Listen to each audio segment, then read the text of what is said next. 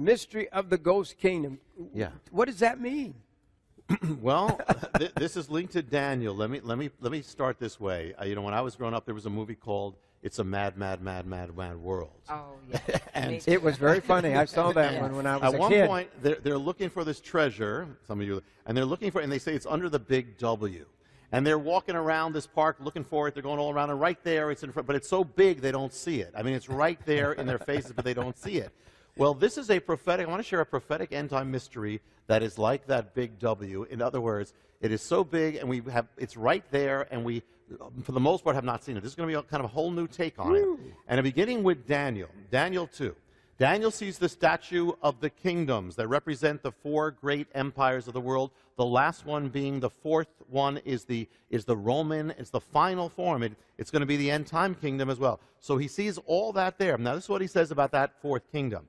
Daniel 2 says this, verse 33. His legs were of iron, his feet part of iron and part of clay. So the Roman Empire is represented by the legs and then the feet. And then verse 40 says this, the fourth kingdom shall be as iron breaks in pieces and subdues everything, all things. As iron breaks all these things, it will break in pieces and bruise. And where you saw the feet and the toes, part of the potter's clay and part iron, the kingdom shall be divided.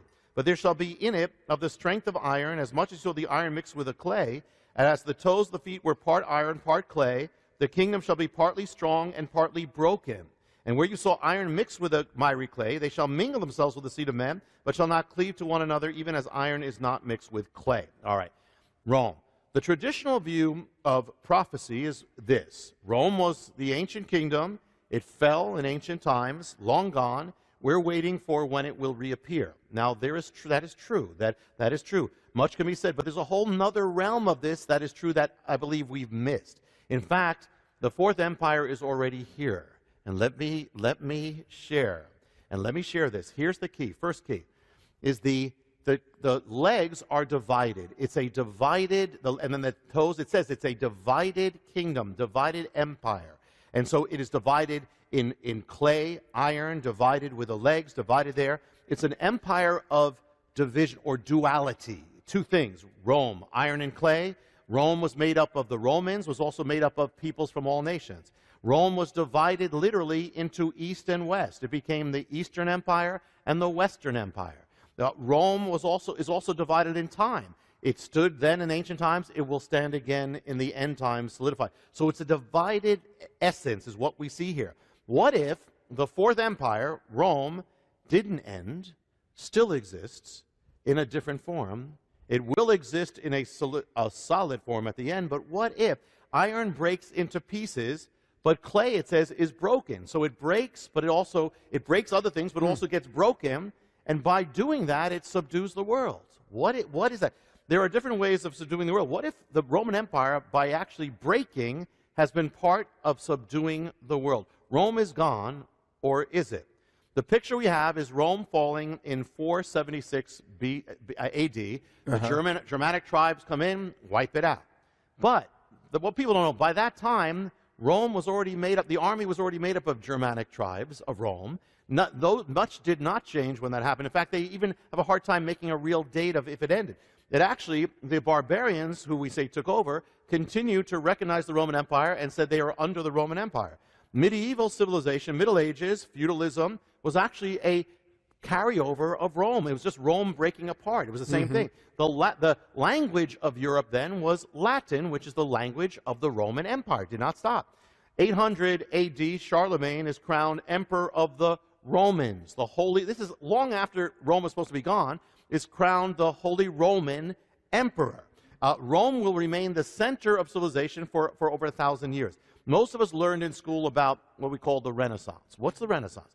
The Renaissance is the rebirth of what? It's the rebirth of Roman culture. It was all about Rome culture infusing everything. The year 951 AD, the Pope crowns the German emperor or conqueror Otto as king of what? Germany? No, of the Romans. He's one of those. It starts the Holy Roman Empire. We've heard about the Holy Roman Empire. This is a continuation of Rome is happening, and one of those Holy Roman empires is called Charles V. One of his little piece of land was part of America. Now, America under this emperor of Rome. Now, this is the fourth beast, but it goes much farther. What's happening is that Rome actually did not end. I mean, in one sense, it spread through the world. It's been spreading through the world. Wow. It's been leavening the world. You can travel the world and look at capitals of the world, and all over you'll find their buildings are made to represent Rome, all over the world. Roman law is the basis of much of law that is still all over the world. When the Holy Roman Emperor fell, or the empire fell, out of it was born Germany. The leader of Germany was called what? The Kaiser. What is Kaiser? It's Caesar. It means Caesar. Oh. Kaiser is simply the German way of saying Caesar. So here you have Holy Roman, then you have that. 20th century, the century of fascism, totalitarianism. Where does that begin? Begins with Mussolini. What was he trying to do? What was it? It was the revival of Rome. Hitler followed it for Nazi Germany. Where do you get the word fascism from? The Roman fasces, which is the symbol that Rome came up with, where they spoke of total absolute authority. That's all again Rome. Here's another thing: the Roman Empire morphed into a spiritual form, which we know as the Roman Catholic Church. In a spiritual form, the popes reigned. They ruled as what? What's their title? Pontifex Maximus. What's that title? That was the title of the Caesar of Rome. The emperor of Rome was the Pontifex Maximus. They took that from the same leader of Rome. The diocese, that's how Rome divided up Rome into dioceses. Well, through the Catholic Church, it divided up, the world has been divided up as the Roman Empire. Now, I'm not saying people in the Catholic Church know this or that's the point, but this is all the same, the continuation of the same thing. What language? Latin. From Rome comes the idea of the global state. You know, the Fourth Kingdom, actually from the pieces of the Fourth Kingdom, which became France, Spain, England, and others, they colonized the entire world. The entire world, in other words, Rome broke up into France, England, and they each became an empire that subdued the entire world. I mean, you have the Spanish Empire, the French Empire, the British Empire. The British Empire, just one little piece of Rome, subdued 1/4 of the entire world. Some say 1/3 of the world. In other words, Rome has already been spreading and has been subduing culture, has been changing culture.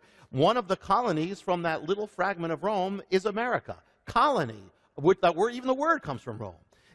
Our building, you go to Washington, D.C., and you'll see, look at the buildings there. The Capitol building is modeled after the Roman Pantheon. The Pantheon means the temple of all gods. That is our Capitol building. What does it rest on? Rests on Capitol Hill. What's that from? That's from Capitoline Hill, named after the Roman hill.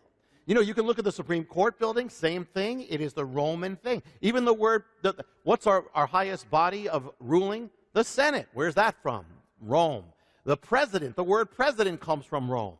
The language of Rome, Latin, in one form or another, has covered the world. If you speak Spanish, that's basically Latin just morphed. It morphed into Spanish. You speak French, it's Latin, morphed into French. You speak Portuguese, it's Latin. It's the Roman language, morphed into that. Romanian, same thing, all that. English, we say English. English, what is English? English is Latin mixed in with German. In other words, it's Rome and the barbarians come together. It's the iron and the clay. Mixed together. Mixed together, iron and the clay, and it's covered the world. The language of Rome. When did Rome fall? We said 476 AD. Not exactly. Rome split into two, just like the legs of the statue of Daniel, and the East and West. Well, the Western Empire, we said, has continued in all these forms. What happened to the Eastern Roman Empire? Just as important. Listen to the other half of when Rome fell, this is history, the Eastern Empire, Byzantium, fell in the year 1453. It was existing up to the time of just before Columbus. Rome never ended. The Eastern Roman Empire, actually from that came all Eastern Europe. They were descended from the eastern part. They took the alphabet. When the Eastern Roman Empire fell, the niece of the last Roman emperor went up north and married a prince of another power that then said, we are now the third Rome. What nation was that? Russia. Russia was the third Rome. In fact, its symbol is the double-headed eagle, which is from Byzantium. If you go from the Eastern Roman Empire, if you go throughout Eastern Europe, you'll find that symbol all over. So the thing is, and now when you had the Cold War, get that, the Cold War, you had the world divided up into two, and who were the centers of this Cold War? You had America, which is descended from the Western Roman Empire, and on the other side you had Russia, or Soviet Union, descended from the Eastern Roman Empire. So it's as if getting ready for this global state, it's already there. And now we're watching the actual remains of the Fourth Empire, Europe, coming together. And how did the European Union? How did they come together? What was the treaty? It's the Treaty of Rome. Rome. Now we're waiting for the appearance, the Fourth Kingdom. Well, note a mystery. When Israel, 2,000 years ago, Israel was a nation together. The Jewish people were fragmented. Rome spread the Jewish people all over the world. The Jewish nation was scattered over the earth. Well, God, whatever you do to Israel happens to you. So what happened is God scattered Rome all over the earth in the same way, in these forms. And so what's happening now as the Jewish people are coming back together, and as Israel's coming back as a nation, so Rome will come back from fragments to come back as that empire again. But the point is, the mystery has already been continuing. It's been in our midst. We may not have realized it. It's happening all over the world, and it's being ready for that time. So if Rome is returning to its original form, if Israel is returned to its original form, that means the church has to return to its original form. In other words, if this is all coming to the way it was back then, we have to come back. The church has to come back. And then what's happening is the true church. I mean, there's an apostate church. But the true church, those who stand strong, God is taking the church and bringing it back to its original form. What's that? It's not the status quo culture. It's a radical faith. It's the counterculture. It's a prophetic faith. Wow. It's the underground faith. It's the on fire faith of Paul and Peter. Yeah. That's what he's bringing back. What else do we know about what's happening to the church? Church has been, for 2,000 years, or much of the age, it's been joined to Rome. Well, now, but in the beginning, it was Jerusalem. Well, now God is having the church move more and more to Jerusalem, more and more centered on Israel, more and more joined together, back to its roots, back to, you never heard the word Yeshua for 2,000 years. That's back in the church. You never had Jewish believers back in that's happening again. You never had Jew and Gentile together again. God is bringing us back to the form that we had. And that's a good thing. And even persecution, that's part of the mystery. And so the thing is that God wants to use all these things, that we are more than a match for what happens at the end times. That if the world is taking its original form, we are going to take the form of the apostles, the disciples, the first believers of God in the beginning of the age that Rome overcame the world. That's what we are here coming back to be. God is calling us to be part of the mystery. It is not a thing to fear. Do not fear the future. God's already in the future. Jesus is waiting in the future, but also our prophetic destiny is waiting in the future. God has called us to play our part for such a time as this. Woo! Wow. Do you believe the Antichrist could come out of the Roman Empire, this revised Roman? Yes. I mean, I know there's different views, of course, and and some will talk about the Islamic thing. Well, that was also part of Rome. Parts of that was part of Rome as well. The Mediterranean was part of Rome. The North Africa was part of Rome. But certainly Western Europe was part of Rome. Yes, I do believe that. It says in Daniel, it says, the people of the prince who shall come shall destroy the city and the sanctuary. So who destroyed the city and the sanctuary? We talked about this at the beginning. Titus. The Romans did. So it has to be somehow it has to be linked to Rome in some way.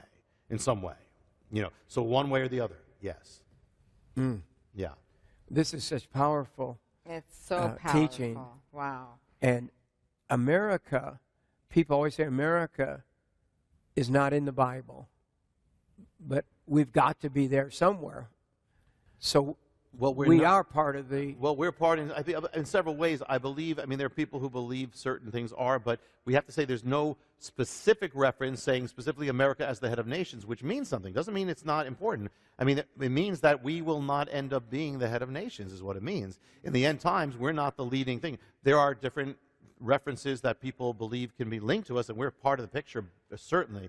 But I believe what that's telling us is we have to go from being the head of the nations to not being that, where there's another head of nations. I believe that's what we're on the verge of. And that That's could, what all that the could stuff we're begin talking- in months and weeks. could, but I believe we're going there. And one of the signs is look at what's happening. America's falling. America is losing its preeminence, in every way, morally, spiritually, and then economically. Ultimately, it usually starts economic, and then military comes after. But we're already watching these things happen. We're already watching it.